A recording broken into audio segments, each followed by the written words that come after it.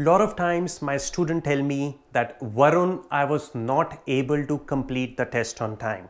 So I thought, let me record this video to quickly give you some tips and tricks to make sure that you are completing the test on time.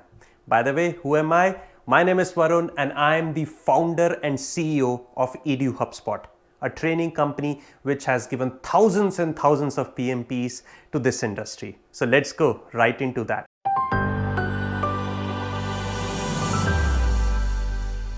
As you all know, your entire PMP exam is divided into 3 sections, which is your first 60 questions, then questions from 61 to 120, and finally your questions 121 to 180. The techniques which I'm going to tell you, you have to make sure you are applying this technique only in your last set, which is from your questions 121 to 180. Again, these techniques which I'm giving you, you have to apply only from 121 to 180. First 120 questions, we will be doing it in our normal way. And if you remember, if you have already watched my last and final video before your PMP exam, the link I will give you in the description, I have explained that your entire PMP exam, which is of 180 questions, is divided into 3 sections. And I have used my 80-80-70 rule. Now, what do I mean by that? First 60 questions, you should take 80 minutes. Second 60 questions, and then you get a 10 minutes break. If you don't know that, then you know what, you will get a 10 minutes break after 60 questions, and those 10 minutes are not counted in your real PMP exam. Like, those are in addition of the total 230 minutes which you get. So first 60 questions, 80 minutes. Second 60 questions, which is 61 to 120, another 80 minutes. The last 60 questions, which is from question 121 to 180, you only have 70 minutes to do this. Now, let's say you started the test, and typically I've seen that people start with the panic mode. They get depressed, they get tense when they see the quality of the questions. They are tough questions. So don't get into that panic mode.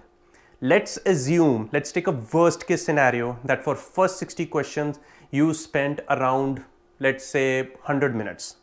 Okay. Now you have 130 minutes left to solve the remaining 120 questions. Let's say you came back from the break, then you started from question 61 to 120. And let's say now you spent 90 minutes. So total you have spent 190 minutes, and now you are left with only 40 minutes. 40. You are left with only 40 minutes and you have 60 questions to deal with. Okay, now that's a challenge. There are 3 techniques which I always tell. First technique, which is a pretty basic, and just read the question, quickly. Read the question quickly, read the answer choices, mark it, don't read it multiple times, and that's it, move on. This is an okay technique, but the technique which I'm going to tell you is this one. What we're going to do is, I will be showing this technique in action. I'll show it to you how I applied this technique so that it helps you in your real PMP exam. Once again, you are only applying this technique from question 121 to 180, and if you're running short of time. Your trigger point is last 60 questions, and you have only 40 minutes to do the test. Okay, so if you are into this situation, then this is the technique which will definitely help you. Okay, so what do you want to do? We will be reading, we will not read the question, we will only read the answer choices. That's it. We read the answer choices, we use our elimination technique, mark the answer, and just move on. Don't worry, no need to read the question. Just believe your instincts, believe your preparation, and move on. Let me show you that technique in action. Okay, first option, consult your senior manager about giving her incentives to motivate her to do the work. Now, if you see this question, we are talking about motivating the team. We are talking about giving incentives. So incentives we can give. I'm not saying we should not give, but kind of, if you ask me, giving incentives if the team is not performing well is not the right choice. I'm assuming the team is not performing well, that's why they're trying to give the incentives. Again, that may be a wrong assumption because I have not read the question, but this may or may not be a good choice. B, hire a new resource. Definitely, not definitely, once again, because I've not read the question, most likely this will not be a favorable choice. Hiring a new resource is most likely an extreme choice, and we don't want to do that. So most likely we eliminate this choice. C, provide training to the team member. A good choice. Why it's a good choice? Because, before hiring a new resource or before you give incentives, you will make sure that you provide the team to get a training so that they can perform the project well. So this looks like a good choice.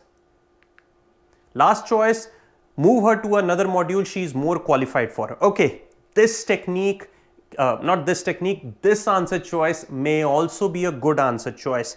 Move her to another module. But let's try to understand, what series of actions we will do in like one step at a time. Okay, so most likely first I will try to provide the person with the training. If that doesn't work, then I'll try to move that person to another module. Third, which if none of these work, then I will hire a new resource or I will look for a replacement. So based off that assumption, we are wearing that PMI hat. It looks to me that first step at my end would be to provide the team member with the training, which is your answer choice C. Okay, so without even reading a question, if you see, I picked the answer choice, and this is how you have to think. But again, let's read the question also once again.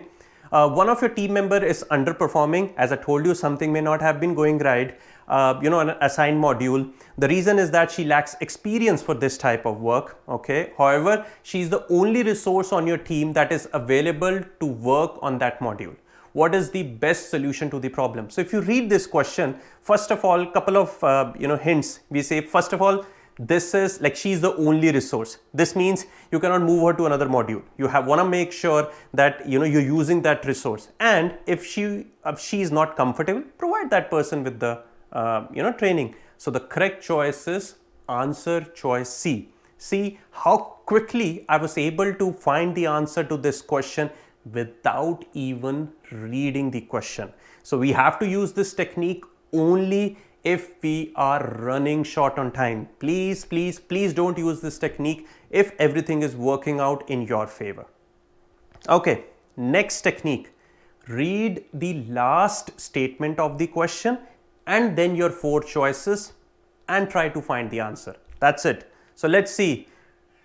This is the question in front of us. I'll just read the last statement of the question. How can the project manager accelerate the approvals and build customer trust at the same time? So they want to accelerate the approvals so that probably less time is spent on unnecessary things, and most importantly, build that customer trust. Okay, so this is, I understood kind of what the problem is. Let's read the answer choices. A, invite the customer to send representatives to witness the team's testing to pre-approve the test.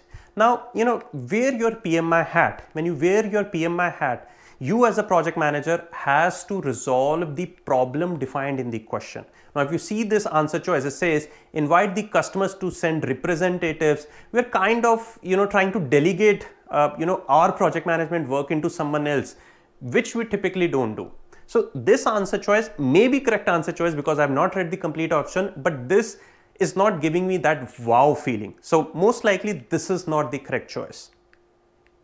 B, work out an arrangement with the customer to defer as many tests as possible to the final release. No, this is definitely, I don't even have to read the question. B is definitely out. Why? Because I don't want to, wait for the test at the last moment. If there are issues, I want to resolve that issues in the beginning. And more importantly, this question is about first accelerate the approvals. This choice may accelerate the approval, but will not necessarily, build the customer trust, which was the last statement of the question.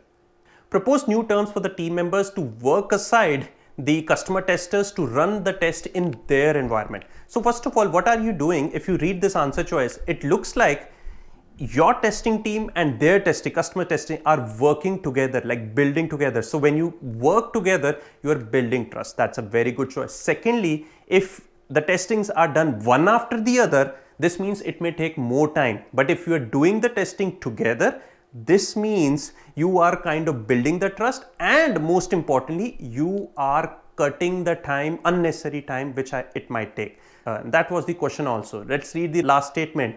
How can the project manager accelerate the approvals and build customer trust at the same time? So this looks like a very good choice. Let's read the fourth option, but don't just pick the answer choice, because you want to make sure you read all the 4 answer choice properly. D, allow the team members to progress at their pace while the customer continues to test and approve the earlier builds. Now, if you read this answer choice, you're saying allow the team to progress at their pace. If there is no problem in the question, or if there is no issue defined in the question, then this might be an answer. But most likely, most of your questions in your PMP exam, they define a problem and you have to resolve that problem. If the team is progressing at the same pace, this means you have accepted that problem and you're not finding the root cause of that problem. So D does not look like a right choice. So the correct choice should be answer C. Now let me read the question also, so that we can make sure. But again, in the real PMP, you don't have to read the first few statements, because mostly it can be termed as garbage statement. You don't have to do that. Just read the last statement, mark the answer, you are short of time, and move to the next one. Our primary goal is to finish the test on time. Let me read the question. A medical equipment vendor is running a hybrid project which includes some customer software development by an agile team. See, no point. The important point was that it's a hybrid project. But once again, the team progresses is good, but slow customer approval causes the delays. The customer insights approval can only be given after repeating all the test cases in their target environment. How can the project manager accelerate the approvals and build the customer trust at the same time? So the problem was that unnecessary delays were being caused. So you wanted to resolve that problem, which was by accelerating the approvals. And the correct choice was answer choice C. So see how quickly I was able to solve 2 questions in such a short amount of time. So this is exactly what you have to do, guys. Use this technique only if you are running short of time.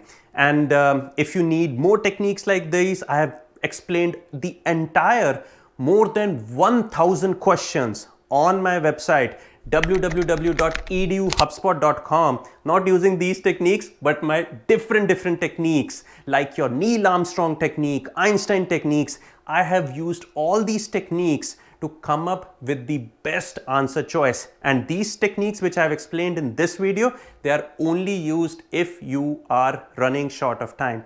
Once again, check out my website for more than 1000+ questions and course videos to understand and pass your PMP in your first attempt. Thank you.